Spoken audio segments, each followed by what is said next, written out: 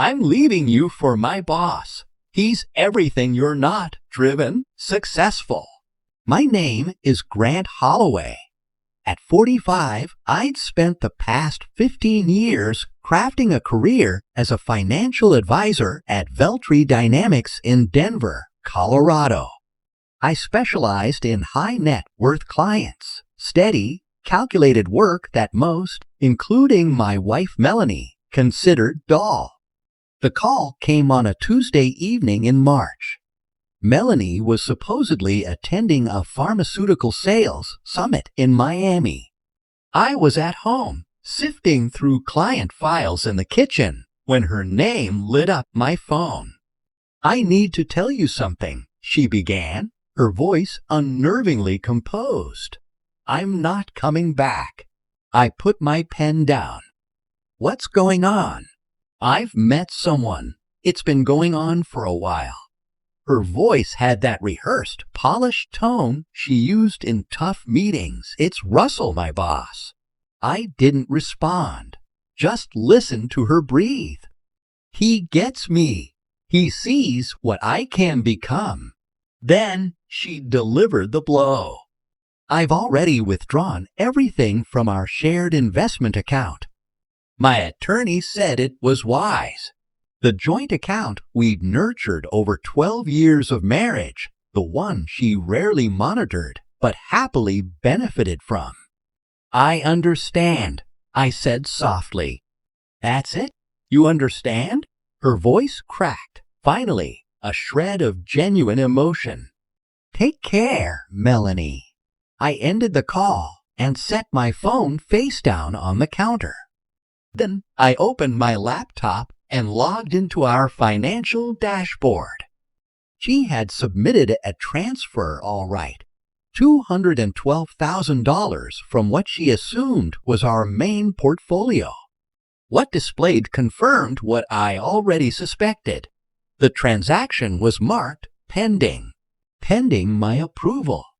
I closed the laptop without pressing anything.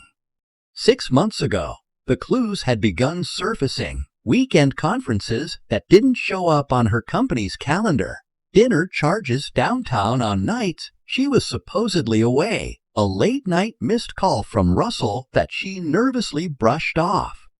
Being a numbers guy comes with perks. You notice irregularities. You plan contingencies.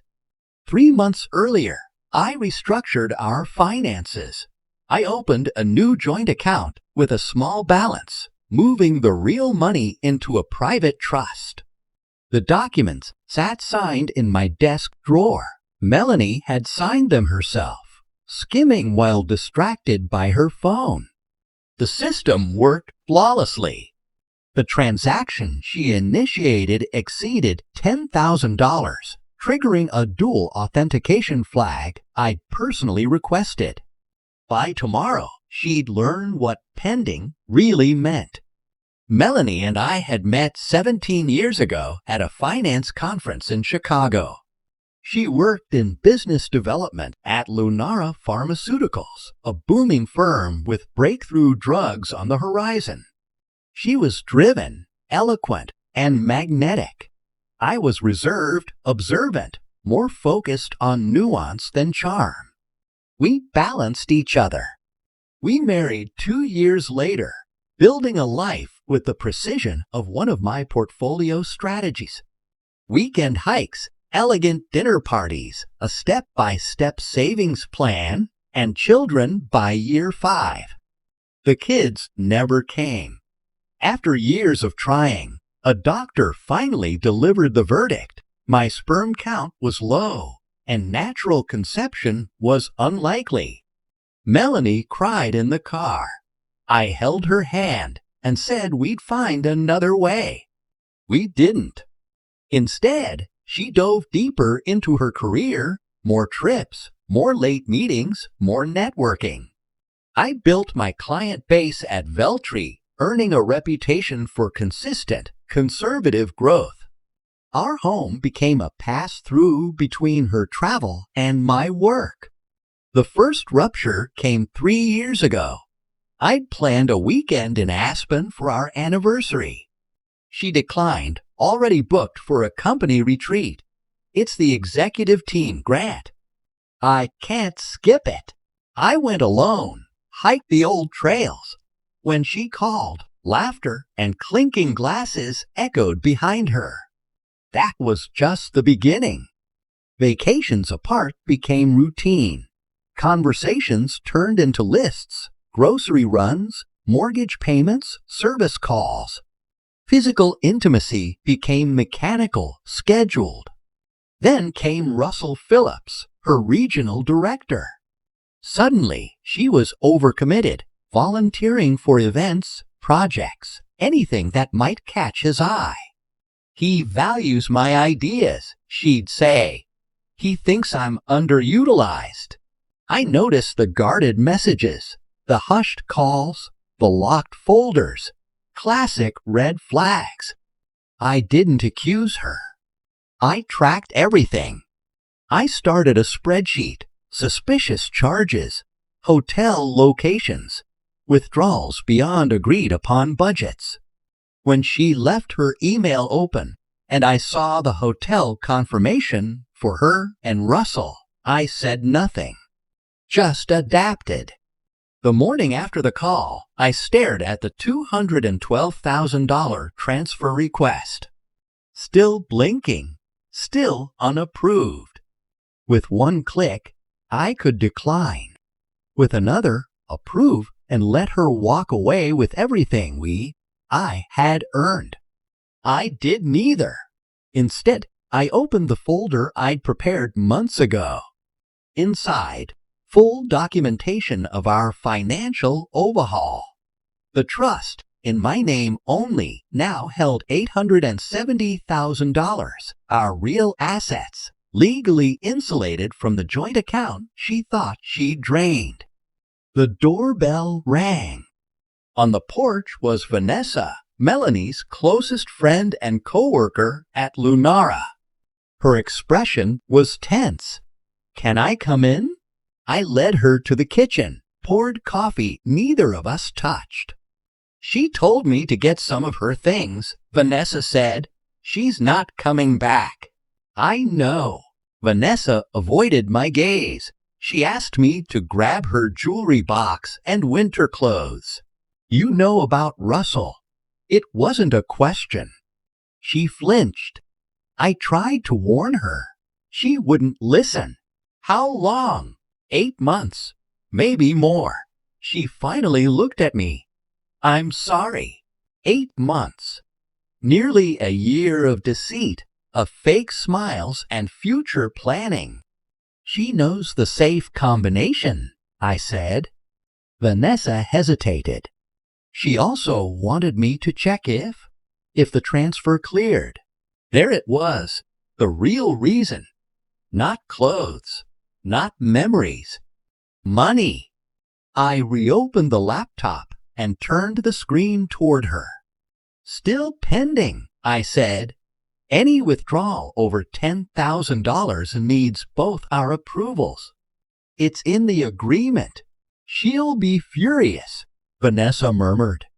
"That's her burden." She left with a designer suitcase and no answers. I drove to my office at Veltri. The routine of rebalancing portfolios and client calls felt hollow. At lunch, I walked to my bank and triggered the next stage of my plan. By 3 p.m., Melanie had called 7 times. I ignored them all. Then I drove to my attorney's office. Thomas had been a client long before he became a friend. He reviewed my folder, bank records of Melanie's attempt, her credit card spikes aligning with Russell's trips, hotel confirmations from her personal email. "This is more than sufficient," he said, closing the file. "We'll file first thing tomorrow." Infidelity. Desertion. In Colorado, divorce doesn't require someone to be at fault, but those things still shape how assets are divided.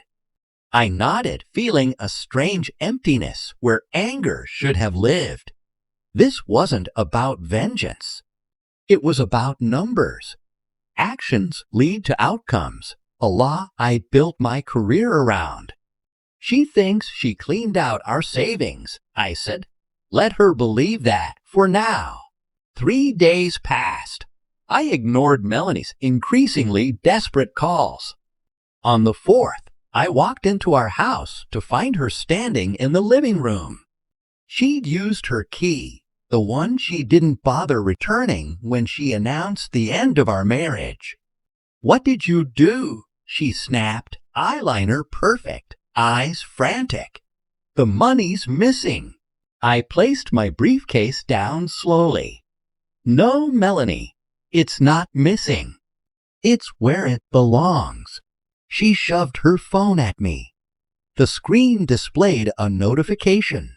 "Transfer blocked. Dual authorization required." "Fix it," she demanded. I moved into the kitchen and poured a glass of water. "We need to discuss the divorce." "Divorce?" "I didn't." She stopped mid-sentence. "I planned to talk about that later, once I was settled." "After you took the money," I said flatly. Her expression changed. "Half that is mine. I earned it." "Did Russell tell you that?" I asked quietly. Color drained from her face. "This isn't about him.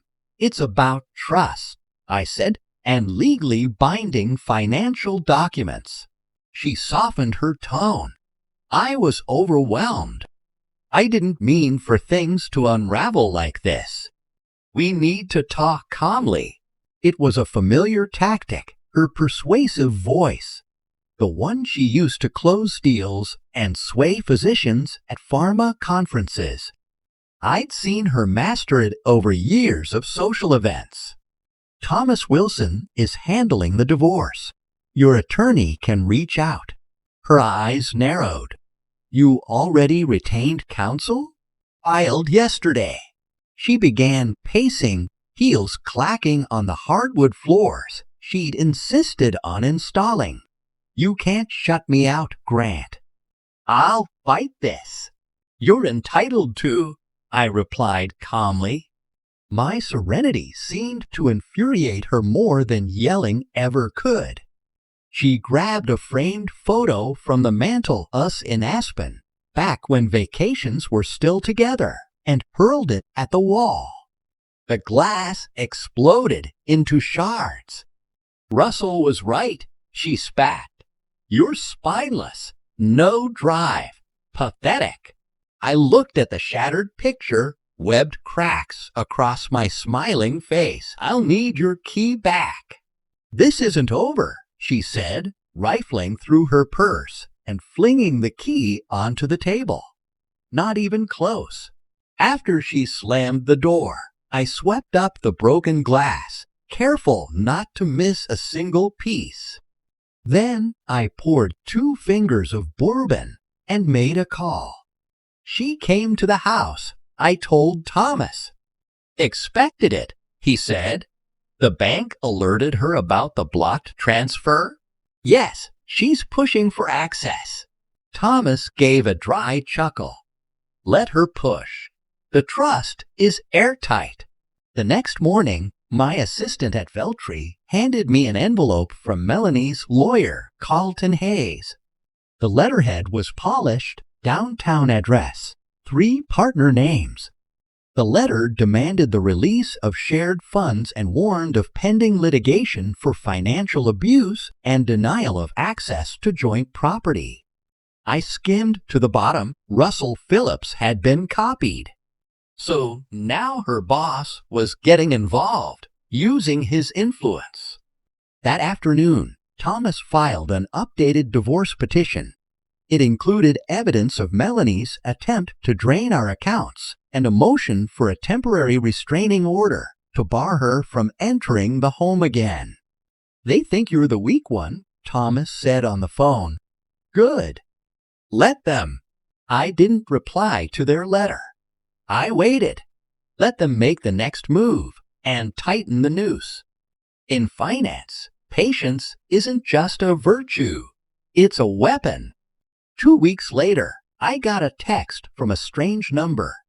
Coffee. Important. About M. Ferrari Kef. 2 p.m. today. Curiosity beat caution. At 2 p.m., I took a seat in a corner booth and kept an eye on the entrance. 10 minutes later, a woman in a sharp suit walked in, scanned the room, spotted me. Jessica Harlow, Lunara's HR director. We'd crossed paths at industry mixers, traded small talk about market forecasts and snowy Denver winters. She slid into the booth, didn't order anything, and set a thumb drive on the table. I was never here, she said softly. We didn't talk. What's on it? Emails between Russell and Melanie, 14 months worth. I stayed expressionless. Why are you showing me this? She glanced around before replying. Russell's done this before. 3 times that I'm aware of. Targets married women who work for him. Promises promotions, tells them to leave their husbands, then dumps them. And Lunara's okay with that? She clenched her jaw. His father's on the board. But this time, it's bigger. Those emails? They contain confidential product data. Some of that info ended up with competitors. It hit me hard. Industrial espionage. She nodded. He's been selling research. Melanie helped, knowingly or not. FBI's already sniffing around, but discreetly. And Melanie? She's either involved or being used. I don't know which. Jessica stood. Use it however you want. After she left, I ordered coffee, opened my laptop, and plugged in the drive. The emails laid it all out. The affair, their escape plan, Russell's promises of a Miami promotion. Then came the shocking part, Melanie accessing restricted files late at night, forwarding them to Russell's personal address. One exchange stood out. Russell, once you're free of the accountant, we move forward, Miami, director title, everything. Melanie, he's got financial skills. Could come in handy. Russell, don't need him. Just clean out the accounts. We'll take care of the rest. They'd planned to use me and toss me aside. I copied the files, then headed to Thomas's office. He read the emails while I watched the mountains from his window. This is a game changer, he said at last. If we press this, criminal charges are in play. I don't want her in jail, I admitted. I just want this over. Then we use it as leverage. She backs off, signs our deal. We keep the FBI out. Thomas looked at me. Still care about her? No, I said, but I care about what comes next.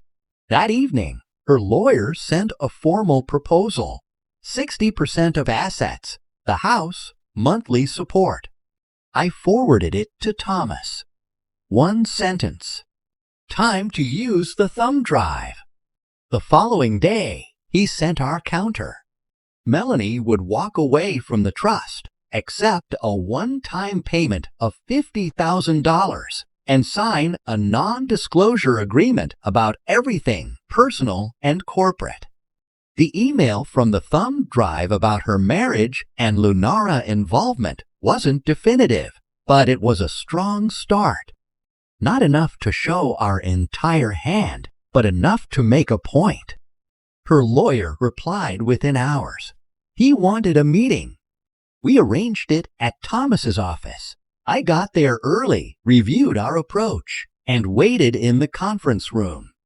When Melanie arrived with her attorney, Carlton Hayes, she avoided my eyes. Hayes, gray-haired, sharp suit, rehearsed charm, spoke first. We're grateful you're open to a fair resolution. Thomas calmly slid a folder of documents across the table. These are our terms. They're final. Hayes flipped through the pages, his smile thinning. This is ridiculous. Your client offers virtually nothing. My client offers discretion, Thomas replied, which is quite valuable given the context. Melanie finally looked up, a storm behind her gaze. This is blackmail. No, I said evenly. It's protection. Thomas opened another folder, removing hard copies of select emails. He placed them neatly before Hayes, who read in silence as his discomfort grew. These are private messages, Hayes protested. These are proof of corporate theft, Thomas replied, and the federal authorities would take them seriously. Melanie's mask cracked. You don't get it. Russell said it was harmless market analysis.